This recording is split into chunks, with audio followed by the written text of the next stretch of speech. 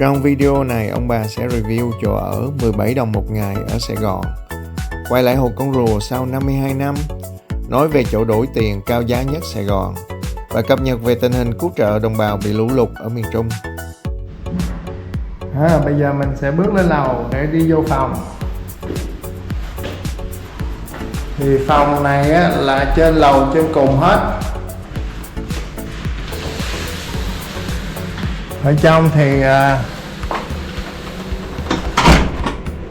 đơn giản như vậy thôi, có tivi, có tủ để treo quần áo, có giường. Cái giường là chiếm gần hết cái phòng rồi, mà rất là gọn gàng. Đó, phía bên đây là có phòng tắm, có chỗ tắm đứng, rồi toilet.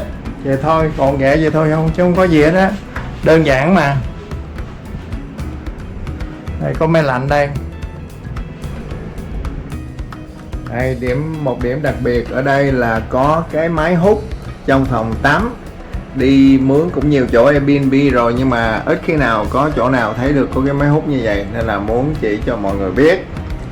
Rồi đi ra đây là mình ở trên lầu 3 này có đặc biệt một cái là mình được nguyên một cái không gian riêng của mình, là họ để lại cho mình, họ để cho mình xài chén, muỗng nĩa này kia, đồ nấu nè, có chỗ nấu ăn, có chỗ rửa chén. Bên đây là có tủ lạnh, mình có thể để được một vài món đồ của mình ở chợ hoặc là mua đồ về nấu ăn. Ở phía này có đèn nữa nè, để cái này buổi tối bật lên thì chắc đẹp hơn, nhưng mà cứ bật thử nha, còn nó ra sao rồi cái đồ cắm đèn đâu tưởng nè. Đẹp không? Lãng mạn không? Bây giờ này là cây thiệt nha. Thiệt. Ở ngoài này là cũng có cái ban công nè, mình có thể bước ra được. Ở đằng trước này thì cảnh thì không có gì hết trơn á, tại cái này là mình trong hẻm nên là cảnh thì không có đẹp, nhưng mà được cái lợi thế của cái trong hẻm á, cũng có cái ban công. cái lợi thế của trong hẻm á là rất là yên lặng, nên là tối ngủ rất là thoải mái. Bây giờ để ông để cái cây này xuống rồi mình nói tiếp một vài chi tiết về cái chỗ này nha. Chỉ có một cái là cái thang hơi hẹp, và ông bà mang vali lên á thì hơi mệt đó, nên là cái này nếu mà trẻ đó, hoặc là không có hành lý nhiều á, thì ở trên này rất là lý tưởng. Cái chỗ này họ không có xây thang máy được, tại vì cái diện tích của họ với nhà không có đủ để xây thang máy. Ở đây có một điểm mà ông mà cũng thích nữa là cái máy giặt ở dưới tầng trệt đó. Mình chỉ cần bỏ đồ vô xong mình nhắn cho cô trong nhà là cổ có thể điều khiển cái máy từ xa, nó giặt, nó sấy luôn, cùng một cái máy mà vừa giặt mà sấy. Một cái lốt như vậy là 50.000, giá rất là phải chăng. Thì cô chủ nhà này là cũng trả lời rất là nhanh chóng, mình nhắn là cô trả lời liền. Mà giá rẻ ha? Giá rẻ, có 17 đồng một ngày thôi, mà ở quận Nhất nha, cô này rất là tiện. Chỉ cách chợ Bến Thành có 2 cây số, cách phi trường 4 cây số, mình có thể đi bộ ra Hồ Con Rùa được. Đi vòng vòng, đây có nhiều quán ăn mà nổi tiếng nha, nhiều quán ăn nổi tiếng, mình đi bộ chừng 15-17 phút là tới, thành ra cũng thoải mái. Nên là ai có nhu cầu ở quận Nhất á, nên liên lạc với cặp vợ chồng này. 85/19 Nguyễn Phi Khanh, Tân Định nha, ủng hộ cho người ta mới mở business ra. Còn 2 cái bánh này đó là hồi nãy em mua của một cái bà cụ 96 tuổi mà phải đi xe buýt từ Hóc Môn lên Sài Gòn để bán, rất là tội nghiệp. Nhưng mà để đến cuối video rồi ông nói thêm về bà cụ này nha. Bây giờ đó mình sẽ chuyển qua về cảnh Hồ Con Rùa. Sau 52 năm, ông mới có dịp quay lại Hồ Con Rùa này, là cái chỗ mà ông đã từng chụp cái tấm hình này. Thì con rùa thì bây giờ đã không còn nữa. Năm 1976 nó đã bị nổ, một vụ nổ làm bể mất đi. Thì không có ai biết nguyên nhân của cái vụ nổ hoặc là ai gây ra vụ nổ, nhưng mà bây giờ là con rùa không còn nữa. Cái sự tích Hồ Con Rùa này cũng khá lý thú. Khoảng thời đại Triều Nguyễn đó, là cái chỗ này từng là cái cửa thành để đi vào thành phố Sài Gòn. thì đương nhiên là sau đó là cửa thành đó đã bị phá đi và có nhiều thứ được xây dựng ở trên này. Và cuối cùng đến năm 1967 khi mà Tổng thống Nguyễn Văn Thiệu lên cầm quyền đó, thì ông Nguyễn Văn Thiệu ổng rất là tin phong thủy, nên ông mới hỏi một người thầy phong thủy ở Trung Quốc về địa hình của Sài Gòn. Thì ông này ông nói là Dinh Độc Lập lúc đó là xây trên vị trí của đầu con rồng là rất là tốt, nhưng mà cái đuôi con rồng thì nó đang dãy dụa, thì nên chấn cái đuôi con rồng lại. Cái đuôi con rồng thì nằm ngay đây, nên cần phải xây một cái gì đó để chắn cái đuôi con rồng lại. Thì ông Thiệu ông mới cho người xây một con rùa ngay chỗ đó. Thì con rùa như ông nói là không còn nữa, là nó đứng ở vị trí cái cột trắng đó. Còn cái cây cao có cái chuôi ở trên đó là tượng trưng cho một thanh kiếm, là nó chấn vào đuôi con rùa, không phải đuôi con rùa, chấn vào đuôi con rồng để cho con rồng nó không có cựa quậy nữa. Thì cái việc đó có tốt hay không thì mọi người cũng biết rồi đó. Tại vì đương nhiên là Tổng thống Nguyễn Văn Thiệu bây giờ đã không còn là cầm quyền nữa. Đó là cảnh của sự tích của Hồ Con Rùa. Đây là tấm hình mà ông đã từng chụp ở Hồ Con Rùa năm 1973. Bây giờ ông quay lại đây, ông chụp lại nhìn coi có giống không nha. Thì đương nhiên là có nặng thêm chút xíu, bự hơn chút xíu. Chắc là không có dễ thương bạn hồi đó. Có người quen chỉ ra chỗ này, mà dân cư trên mạng họ cũng chỉ ra chỗ này, nói là chỗ đổ tiền giá cao nhất Sài Gòn.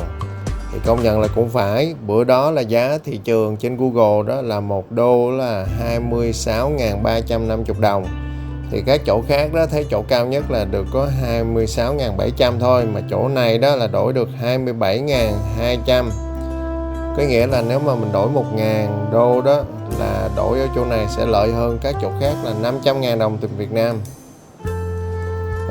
Nên ra chỗ này là số 2 đường Nguyễn An Ninh, là đối diện với cái cửa Tây của chợ Bến Thành. Bây giờ để cập nhật về tình hình giúp đỡ đồng bào bị lụt ở miền Trung, thì tụi con đã nhận được 200 của vợ chồng mục sư Huỳnh Quốc Bình, nhận được 500 từ cô Bạch Cúc, gia đình Hải Nguyệt Cầm, Ngân Ân, Nguyên Michiko, cô Kim Lan, cô Trung và chú Tài. Thì tụi con rất là cảm ơn mọi người. Tụi con đóng góp thêm một phần nhỏ nữa và đem ra đổi để được 24 triệu để đóng góp là gửi cho các đồng bào miền Trung.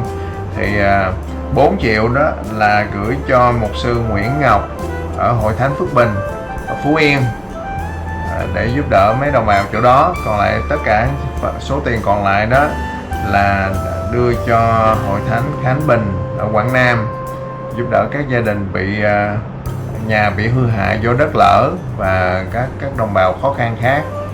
Đó là tình hình cứu trợ đồng bào miền Trung. Rồi sau đây là sẽ chiếu về cái bà cụ 96 tuổi. Thì đây không phải là cái người khó khăn đầu tiên ở Việt Nam mà chúng tôi gặp, là đương nhiên rồi. Việt Nam là rất là nhiều người khó khăn. Ai ở Việt Nam người lớn tuổi là không có những cái chương trình cho chính phủ giúp đỡ khi về già, nên là họ con cái cũng nghèo, nên họ cũng phải tự lực cánh sinh, phải buôn bán để kiếm tiền sống trang trải trong cuộc sống hàng ngày. Thì ông bà đó là chủ yếu là đi gặp người nào mà tàn tật, hoặc là người già, hoặc là cả hai, vừa già vừa tàn tật đó, thì ông bà giúp đỡ. Thì đây là không phải là trường hợp duy nhất, ông bà đã từng gặp gỡ và giúp đỡ, nhưng mà đây là cái trường hợp đầu tiên mà ông bà quay phim. Nên là sẽ kết thúc video này bằng cảnh bằng những hình ảnh của bà cụ này.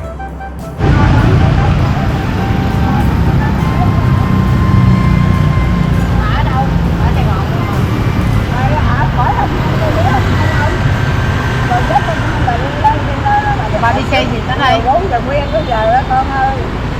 Bà đi từ đâu lên 4 giờ khuya tới giờ? Hóc Môn. Hóc Môn hả? Bà lên mỗi ngày hả?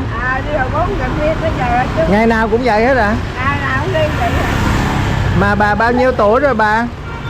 Bà bao nhiêu tuổi? 96 rồi. 96. Bà có con cháu gì không? Sinh 1930 á tới giờ. Bà có con cháu không? Hết rồi hả?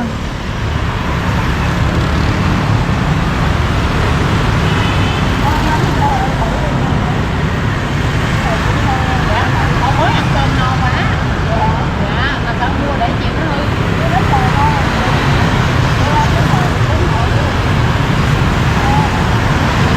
Dạ đúng rồi, con nhiêu bà?